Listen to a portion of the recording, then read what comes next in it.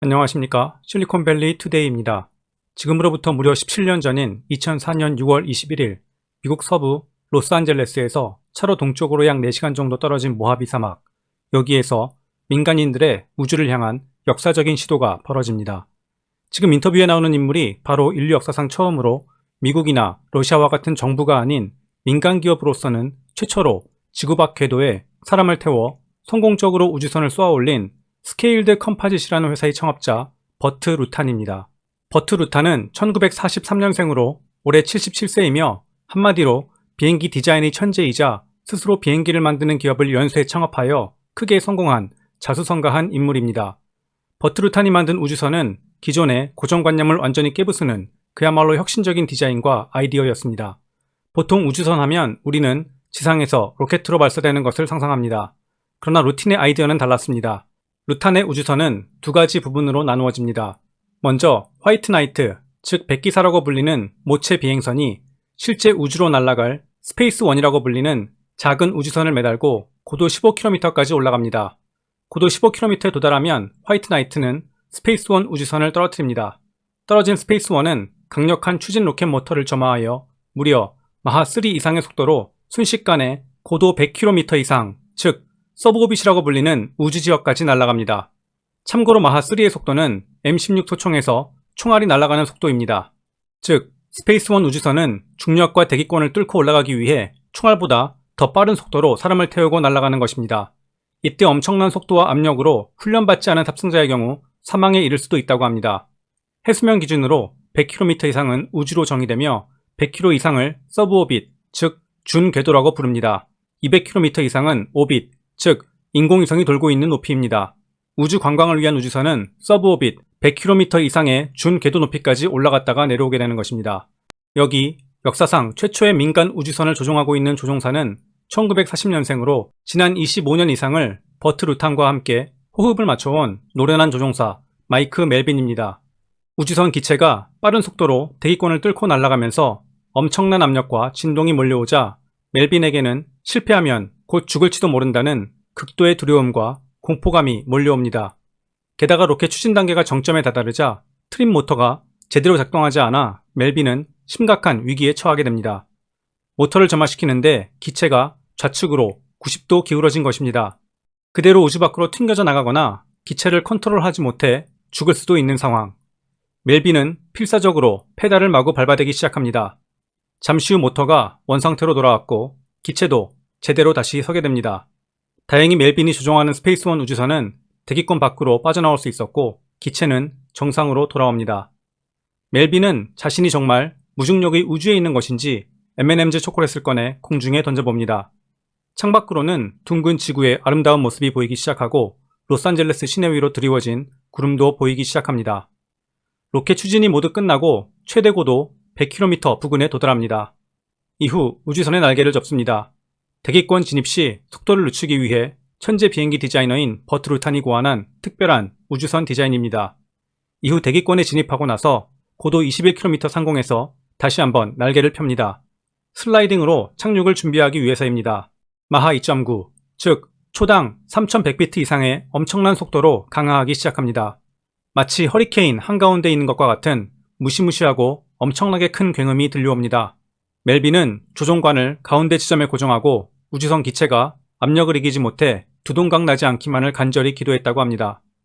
그러나 기적과도 같이 스페이스1은 무사하게 수평 착륙을 하게 됩니다. 수많은 사람들이 환호를 하고 버트 루탄도 감격에 잠깁니다. 버트 루탄의 이러한 도전에 큰 자금을 지원해준 마이크로소프트의 공동 창업자인 폴 앨런도 큰 기쁨에 감격스러워합니다. 이로 인해 스페이스1 우주조종사 멜빈은 민간기업 최초로 우주에 다녀온 우주선의 조종사가 됩니다. 그리고 바로 버트 루탄의 화이트 나이트 모체와 스페이스1 우주선은 현재 버진 갤럭틱 사업을 잇게 해준 시초가 되는 것입니다. 그렇다면 궁금합니다. 도대체 버트 루탄은 누구이고 어떤 사람이길래 이러한 우주선을 만들 수가 있었고 왜 갑자기 우주선을 만들었을까요? 그리고 버트 루탄과 지금의 버진 갤럭틱은 무슨 관계일까요? 제 영상은 특정 종목의 매매 권유가 아닙니다. 기업에 대해 공부하시는 차원에서만 참고하시기 바랍니다.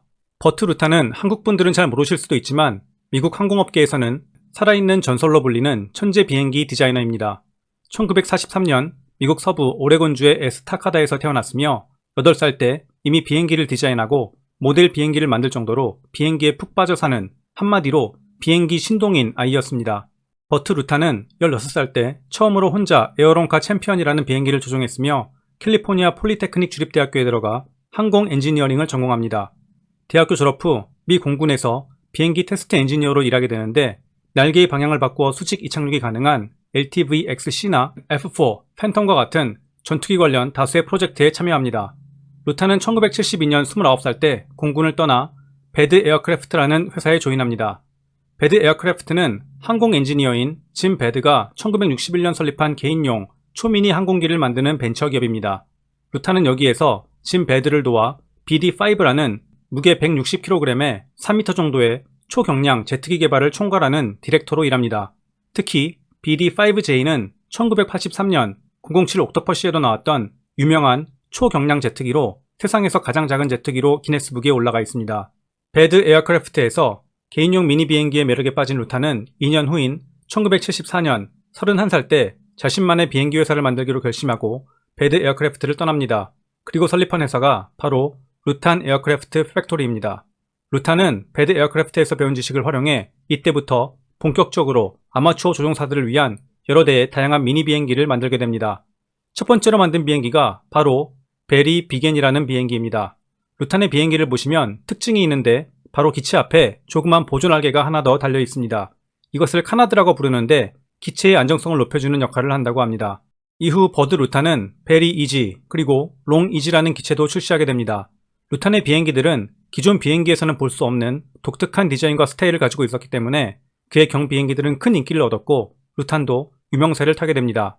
이후 루탄은 좀 더 사세를 키워 1982년 4월 스케일드 컴파짓이라는 비행기 디자인 및 프로토타입을 제작해주는 유명한 메이저급 항공기 회사를 설립합니다. 스케일드 컴파짓은 캘리포니아 모하비 사막의 모하비 항공우주센터에 위치해 있습니다. 특히 루탄의 스케일드 컴파짓은 1986년 역사적인 루탄 보이저호를 내놓습니다. 루탄 보이저호는 2명이 탑승할 수 있는 컴팩트하면서도 초경량의 초장거리 비행이 가능한 기체입니다. 보이저호는 1986년 12월 무려 9일 동안 한 번도 멈추지 않고 연료도 중간에 한 번도 채워넣지 않고 단 한 번의 비행으로 지구를 한 바퀴 도는데 세계 최초로 성공합니다. 보이저호의 조종사는 루탄의 동생인 딕과 여성 파일럿인 지나 예거 2명으로 비행기를 최대한 가볍고 연료 소모가 적도록 엄청나게 효율적으로 만들어야만 했기 때문에 버트 루탄의 모든 항공 엔지니어링 역량이 녹아들어가 있는 비행기였습니다. 보시는 화면이 실제 비행기 내부의 사이즈로 2명이 간신히 들어가 교대로 1명은 조종을 하고 1명은 누워있을 공간밖에 없습니다. 까딱 잘못하면 비행기가 바다나 산에 추락해 죽을 수도 있기 때문에 이 2명의 파일럿은 수많은 연습을 통해 완벽하게 호흡을 맞춰야만 했습니다. 이러한 루탄의 뛰어난 비행기 디자인 역량과 노하우는 향후에 모두 우주로 쏘아올리는 스페이스원 우주선의 디자인에도 그대로 적용되게 됩니다. 그러면 여기에서 잠깐 이제까지 버트 루탄이 만들어왔던 다양한 비행기들을 잠시 구경해 보도록 하겠습니다. 이 비행기는 개인용 미니 비행기인 퀴키입니다. 왼쪽 날개에 엔진이 하나 더 있는 루탄 부메랑입니다. 비포드라는 비행기는 평상시에는 왼쪽 사진과 같이 자동차로 다니다가 날고 싶으면 날개를 부착하여 비행이 가능한 말 그대로 하늘을 나는 자동차입니다. 프로테우스는 높은 초고도에서 다양한 통신 연구 활동을 할 수 있도록 설계되었습니다. 스키걸이라는 비행기는 바다, 눈, 잔디밭, 일반 활주로 모두 이착륙이 가능한 비행기입니다. 2010년 이후에는 폴 앨런의 지원으로 세계에서 가장 큰 공중 발사체 비행기인 스트라토 런치를 만들기도 합니다. 자, 그렇다면 버트 루탄이 비행기 디자인 천재라는 것은 알았습니다. 그런데 그는 왜 갑자기 우주선을 만들 생각을 했을까요? 여기에서 저희가 기억해야 하는 또 한 명의 중요한 여성이 나옵니다. 이름은 아노시에 아사리, 1966년생, 올해 54세로 이란 혁명을 피해 이란에서 10대 때 미국으로 이민을 온 이민자, 자수성가 억만장자입니다. 아노시에는 버지니아의 조지 메이슨 대학교에 들어가 전자공학을 전공하고 졸업 후에는 미국에서 큰 텔레콤 회사 중 하나인 MCI에 입사하여 엔지니어로 일하게 됩니다. 아노시에는 그곳에서 텔레콤 회사들의 네트워크 시스템을 개선하는 프로그램을 만들면 큰 돈을 벌 수 있겠다는 사업 아이디어를 얻게 됩니다. 아노시에는 남편과 시동생을 설득하여 가진 전 재산을 털어 회사를 창업하는데 그 회사 이름이 바로 텔레콤 테크놀로지스라는 회사입니다. 이 텔레콤 테크놀로지스는 향후 엄청나게 성공하여 아노시에 안사리는 억만장자의 대열에 끼게 됩니다. 이러한 아노시 안사리에게는 어릴 적부터 꿈이 있었는데 그것은 바로 우주에 가는 것이었습니다. 1994년 피터 디아만디스라는 그리스 출신의 엔지니어이자 사업가는 인류에 도움을 주는 혁신적인 신기술을 개발하는 사람에게 상금을 주는 엑스프라이즈라고 불리는 재단을 설립합니다. 그리고 앞서 말씀드린 아노시 안사리로부터 큰 자금을 지원받아 이 엑스프라이즈의 첫 번째 프로젝트로 지상에서 100km 이상의 고도, 즉 중궤도 이상까지 3명의 승객을 태울 수 있는 우주선을 쏘아 올리는 사람에게 10밀리언 달러, 하나로는 약 110억 원의 상금을 주겠다고 발표합니다. 이 챌린지의 이름은 큰 돈을 기부한 안사리 패밀리의 이름을 따서 안사리 엑스프라이즈가 됩니다. 참고로 아노시 안사리는 민간인으로는 4번째, 민간인 여성으로는 첫 번째로 2006년에 결국 러시아 정부의 상업 우주 비행 프로그램에 참여하게 됩니다. 약 187억 원의 돈을 냈다고 하고 우주정거장으로 여행을 가서 여러 가지 실험을 하고 돌아옵니다. 이러한 안사리 엑스프라이즈 챌린지의 이야기를 들은 루타는 자신의 비행기 디자인 역량을 총동원하여 우주선을 만들기로 마음을 먹습니다. 민간인을 위한 우주 비행선을 만드는 이 안사리 엑스프라이즈는 1996년도에 시작되었는데 루타는 무려 8년 동안 수많은 테스트를 거쳐 우주를 여행할 우주선을 만들게 된 것입니다. 실제로 여기에는 엄청난 자금이 필요했고 이 자금은 빌 게이츠와 함께 마이크로소프트를 공동 창업한 폴 앨런이 지원을 해줍니다.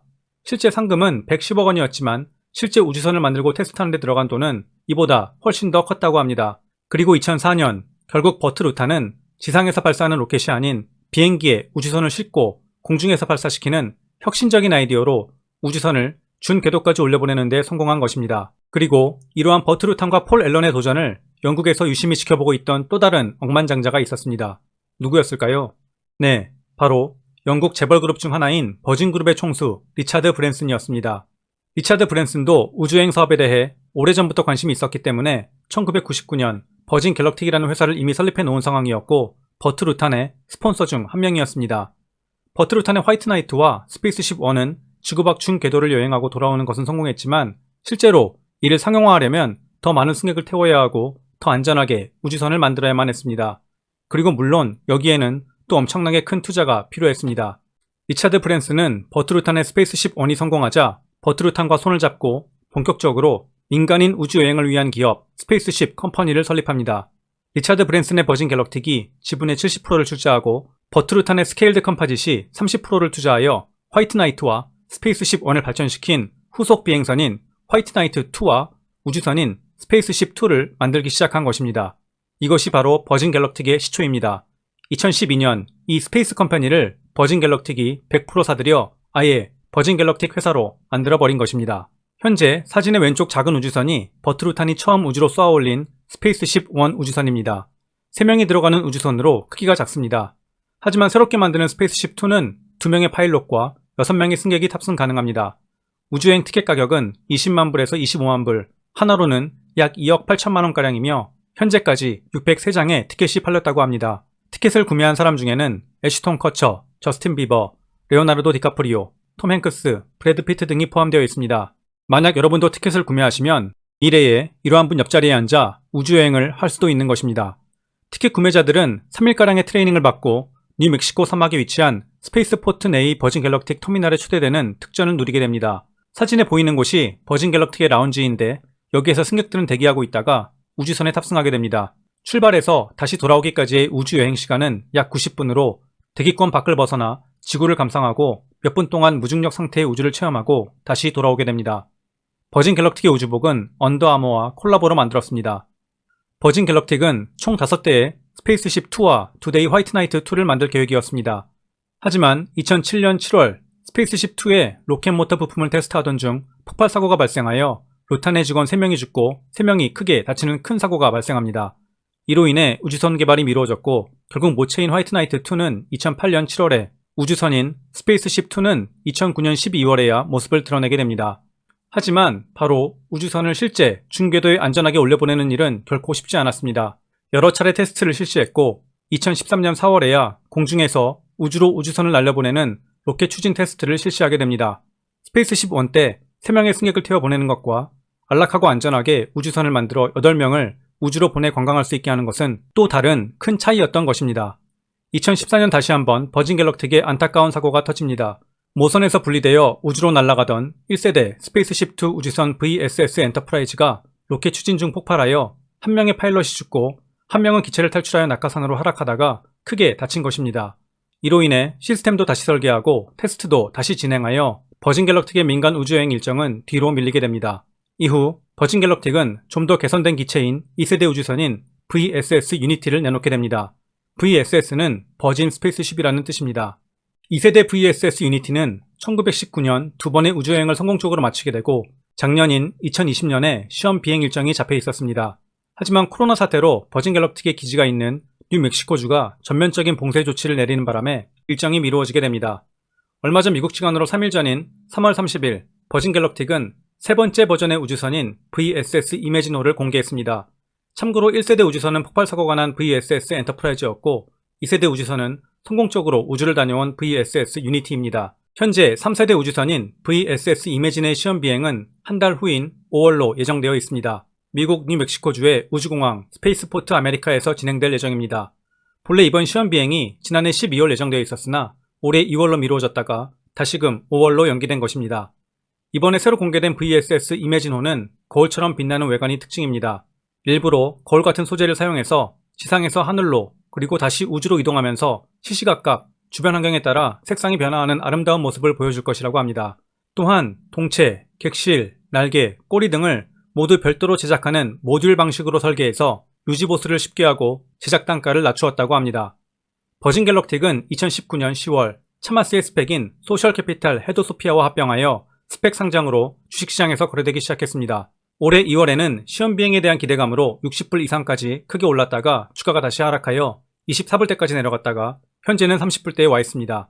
5월 시험 비행에 성공하면 주가가 다시 크게 움직이지 않을까 생각됩니다. 만약 시험 비행에 실패하거나 다시 연기된다면 이 또한 큰 영향을 주게 될 것으로 예상됩니다. 버진 갤럭틱의 최근 4년간 매출액입니다. 티켓을 판매하는 것이 줄 수익인데 아직 본격적으로 사업을 시작한 것은 아니기 때문에 매출이 매우 작은 것을 확인하실 수 있습니다.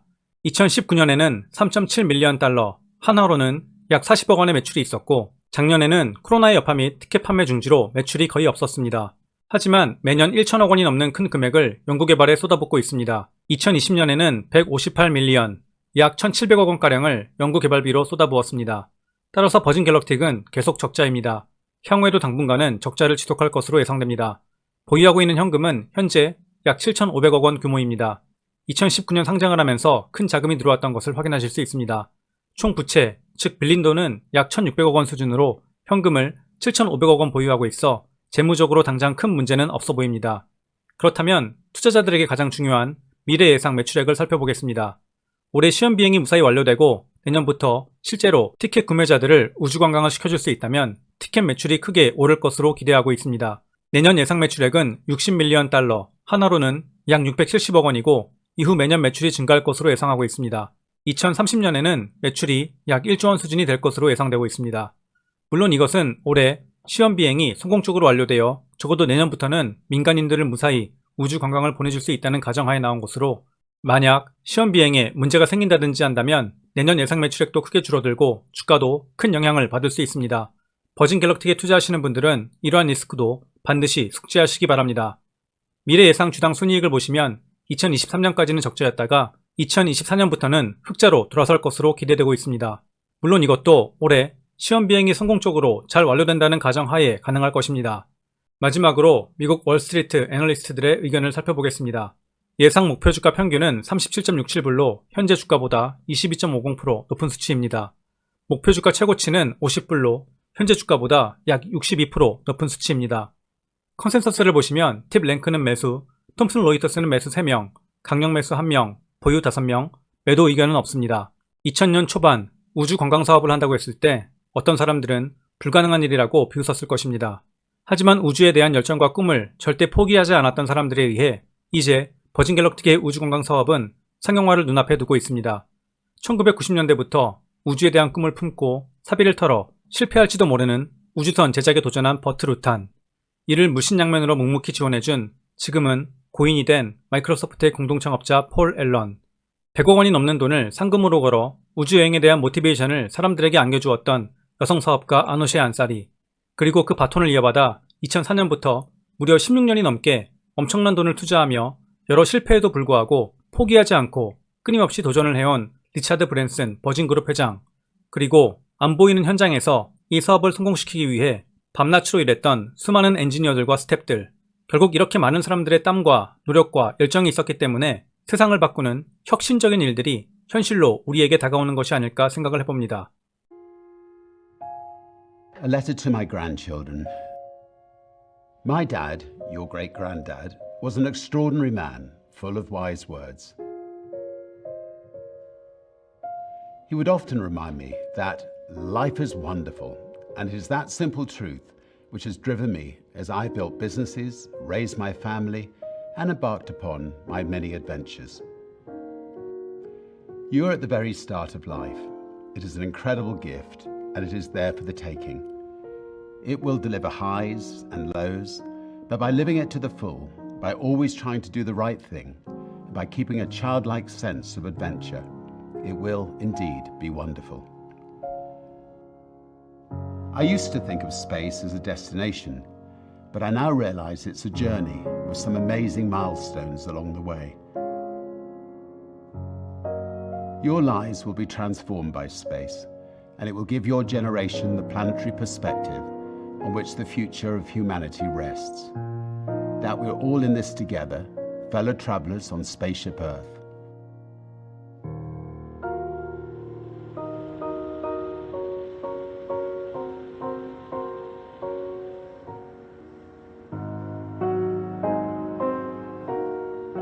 Today we pass the most significant of them all, as our beautiful VSS Unity, along with the hopes and dreams of so many, became the first spaceship built for regular passenger service to put humans into space.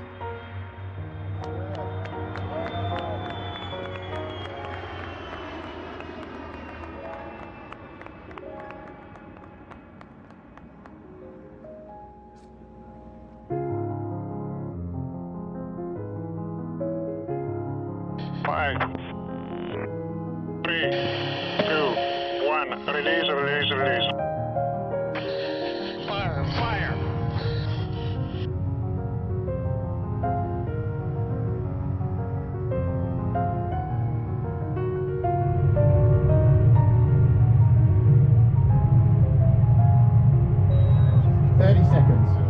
Good control.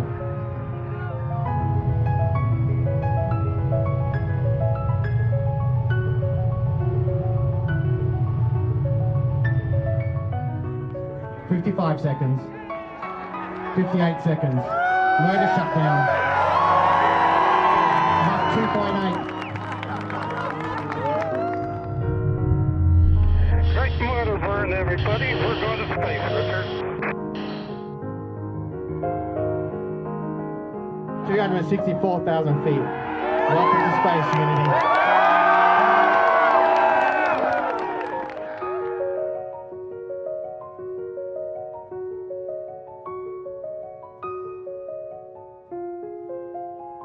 The view is incredible.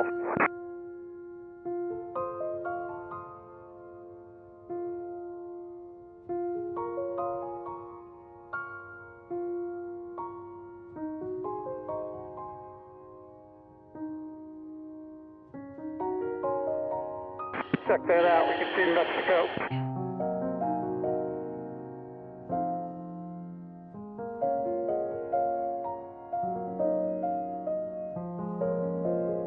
Spaceship Unity, welcome to space. Copy, base. $1 million view.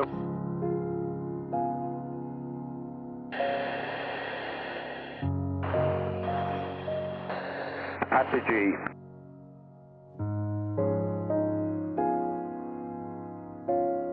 Virgin Galactic has shown that when you set off on challenging but important adventures, exceptional people come forward to join the journey. People who are consistently by your side and on your side. People who share your dreams and people who help make them reality. Rolling to the right.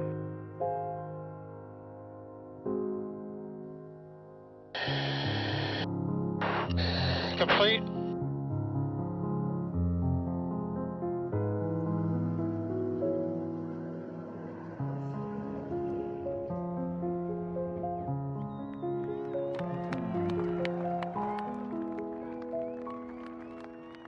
As I watch Unity and her brave pilots soar upwards into space today, my vision blurred by tears,